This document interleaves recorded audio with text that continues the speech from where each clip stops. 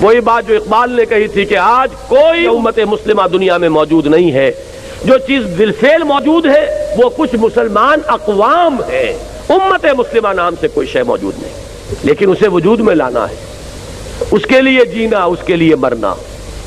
قُلْ إِنَّ صَلَاتِي وَنُسُكِي وَمَحْيَايَ وَمَمَاتِي لِلَّهِ رَبِّ الْعَالَمِينَ، یہ ہو مقصد، عمل کے لیے یہ ہو ہدف، اپنی صلاحیتوں کے صرف کے لیے یہ ہو میدان۔ دکھائیے جولانیہ اس میں، آئیے مل جل کر ایک امت بنیے، ایک اجتماعی قوت بنیے۔ اللہ کرے گا تو یہی قوت، اسی کو وسعت حاصل ہوگی، اسی سے وحدت ملے گی، اسی سے اتحاد ہوگا، اور یہ ہوگی وہ شے کہ جس کی اس وقت ہمیں سب سے زیادہ شدید ضرورت ہے۔ حالات کتنے بھی نامساعد ہو، ناموافق ہو، مایوس کن ہو، در حقیقت ہمارے لیے ہر حال میں راستہ یہی ہے۔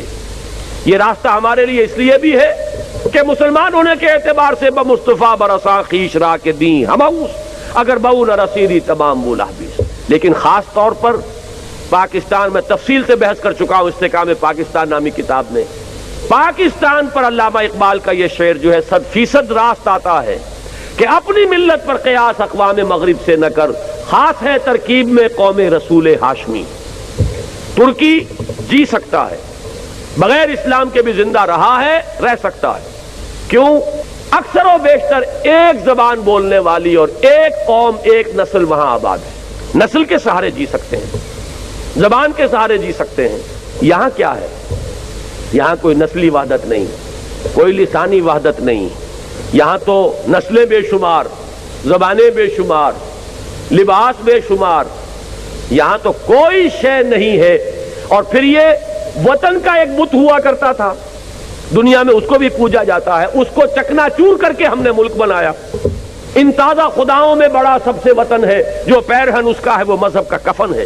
نظارہ دیوی نہ زمانے کو دکھا دے، اے مصطفی بھی خاک میں اس بت کو ملا دے۔ نسل کی بنیاد پر قومیت، ایک قومیت کی دعوے دار اور علم بردار تھی کانگریس۔ ہم نے کہا تھا نہیں، وطن کی بنیاد پر ہماری قومیت نہیں ہے، ہماری قومیت کی بنیاد مذہب ہے۔ اسی اصول پر آپ نے جنگ لڑی، اسی پر ملک بنایا۔ کافر نہ توانی شد ناچار مسلمان شو، ہمارے پاس تو سروائیول کے لیے بھی کوئی اور بنیاد موجود نہیں۔